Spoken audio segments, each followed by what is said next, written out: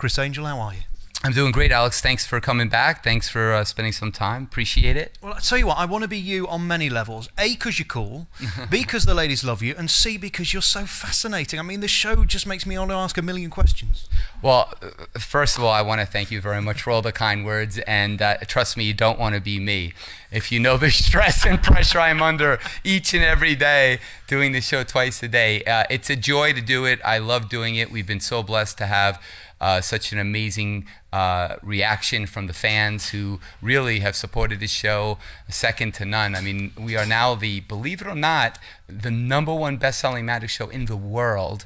And that is not because of me. That's all because of my amazing fans worldwide and the amazing partnership I have with MGM and of course, Cirque Du Soleil. Of course, it's a double-edged sword for you, isn't it? Because everybody wants to see you. That means you've got to do 2 shows a night. This is like a proper job. It's not showbiz, is it? Yeah, this is a real job, you know, twice a night plus, you know, everything else that I do starting in the morning. So I basically work 15 to 18 hours daily.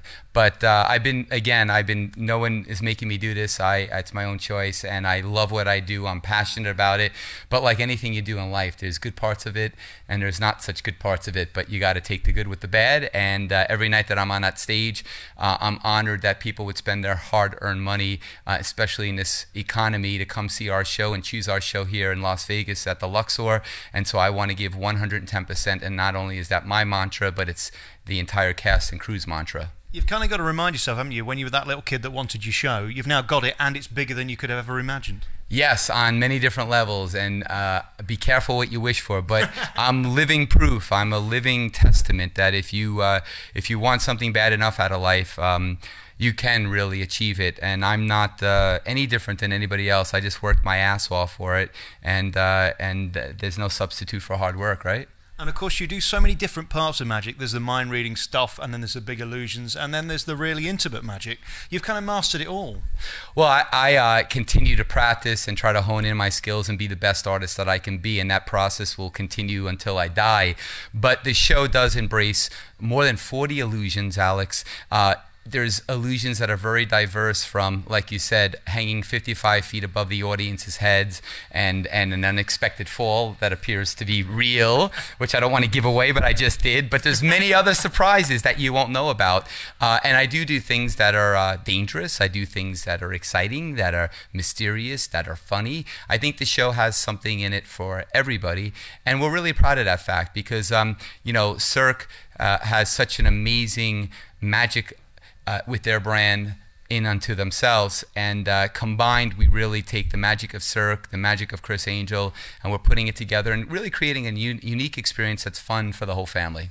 And you've kind of made it cool again, because let's face it, there's a lot of magicians on the strip and they all kind of look the same and do the same sort of stuff. You've taken this to the next level, both with the tricks and your personality on stage.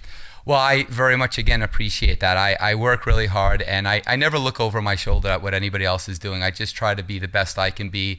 And, you know, with the amazing support of Cirque and MGM, who really share my vision, I could not have asked for better partners to allow us to ultimately pass that on to the patron. You know, we are trying to create the best magical experience that anybody could have in the world, and without boasting, but rather being very confident because of hard work, I know we're presenting that each and every night.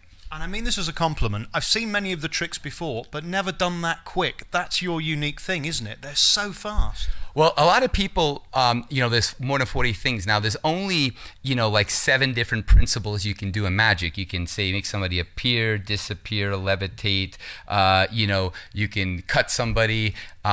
So what I've done is I've taken all the boxes away from the traditional magician that you would see in any other show and present a performance here with magic that doesn't have any boxes. I mean, really, our theater is our box. So you won't be able to see these illusions performed anywhere else in the world because they were specifically designed for this show, this environment, and for our audiences. So they're far more sophisticated in what you get, because we don't roll out a box to cut a girl in half. I mean, you're going to see for the very first time in the history of the art a cutting in half without any cloths, covers, or any boxes, right out there in the open, and with two people that are selected from the audience to come up and examine everything, among many other demonstrations that happened right there in the open. I literally walked down a wedding dress, you know. So, you know, there's many different things that have never been done before, and even though they're based on the concepts and the principles that that make up our world, you know, gravity. And of course, the front row get covered in blood, which is nice. Yes, if they want to experience that, they certainly can. And if you don't want to experience water or blood anywhere near you, you can certainly sit in this third or fourth row. But yeah, we do lots of things. You know, I really wanted to try to break the wall so that people didn't feel like they were watching a performance on the stage, but they really felt in the performance. And that's why I really do things over the audience and bring a lot of people from the audience. And it really moves. The pace of this show is like a freight train. It's very rapid. There's no milking little tiny tricks that you might see in other shows. This is boom, boom, boom. We appreciate you coming to see our show, and we want to take that 90 minutes and pack it with the most amazing, spectacular illusions that you can possibly experience today. And the show also evolves. I mean, I've seen it 5 times, and I've seen 5 different shows. It's nothing like it was originally, is it? Yeah, I've been very fortunate. You know, the original director of this show, Serge Dentoncourt, who's a dear friend of mine, you know, did a fantastic job initially with the show. But, you know, the show came out, and let's face it, you know, I'm not going to sit here and, you know, I call a spade a spade. I'm very honest. The show wasn't received well, and I really wanted to make the show what I always dreamt it could be. And Cirque and myself wanted to go down uncharted territories, and we explored that. But we realized that what I originally wanted to do was still unexplored territories, and Cirque gave me the opportunity to direct and rewrite the show completely from scratch. And this is much more in tune with what you see me do on television. Many of the illusions on television are performed here in different variations, but nonetheless they're here. And it's been really an amazing process, because this show is not even 90% or 80% or any percent of the old show. This is completely a brand new show from scratch, from the moment it begins to the moment it ends. And we added tons of illusions and the way it's presented, and we redid the entire lighting. It's completely a different show. Congratulations to you on that, because it reminded me of Cher the first time I saw that show. I thought, actually, I just want to hear you sing, never mind 27 costume changes. It was a bit like you in the beginning. You're such a great magician, yet we didn't see a lot of it. Now, of course, it's back-to-back magic. Yeah, it's tons of magic. The only thing that remains the same from the original show and this show is the name Believe. And that's because it was based on, you know, what transpired with Houdini and his passing and his basic dedication to proving psychics wrong. So when he passed away, he said, if anybody can come back, he told his wife Bess, it will be I. And he gave a code word, and that code word was Believe. And that's why I continue to use it, and we didn't change the name, but the show is a completely different show. And yeah, I'm just you know, I'm doing tons of magic. You have to be physically I have to be in the best shape of my life to do the show, because it's so demanding.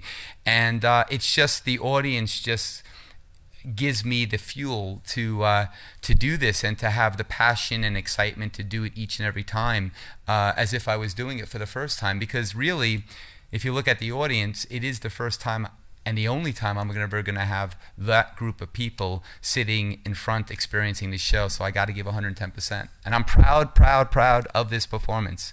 And so you should be. Do you ever, when you drive down the Strip and see your face 50 foot high, as big as it could be, ask yourself, why you? I mean, of all the hundreds of magicians in the world who are out there doing great magic. Thousands of magicians. You know, I think there's no substitute for perseverance, stick-to-itiveness, and hard work.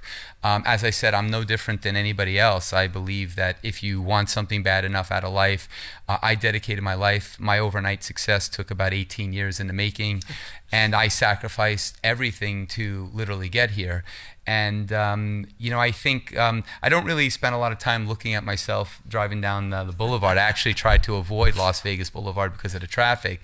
And I just do my best and try to give the best I can give in a performance, whether it's on television or in my live show. And ultimately, you know, I want to be the best artist I can be, and that's why I do it. I don't do it for all of those reasons. You know, sometimes it would be easier to not be recognized and not be known, and just kind of live like a life that would be considered to be more normal. But it's part and parcel to my job, and I embrace my job, and I embrace my fans worldwide. And if you haven't seen the show, please come by and see it. And you never know, maybe I'll meet you in the Luxor somewhere. You never know. I walk around this place all the time. Very finally, I followed you for years, and it seems to me the reason that you're here and so many aren't is because of your personality, but also your mystique. There's something different about you, isn't there? And certainly in the TV show, you play on almost a creepiness. Well, I look at different mediums, and I try to.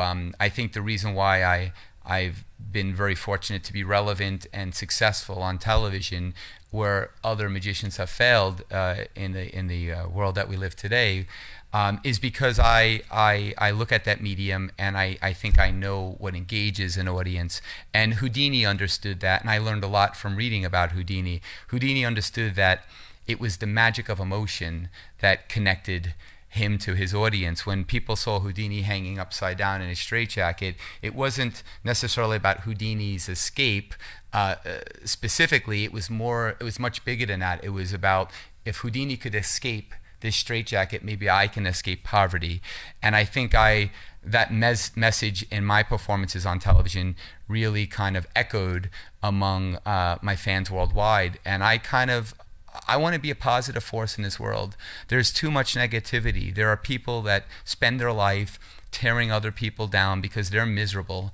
I want to be good, positive, and try to affect people in a good way. I want to encourage people to live their life, to not have any fears, and to really reconnect with that inner child that lives in all of us and experience magic and the wonderment about the impossible is possible when you believe.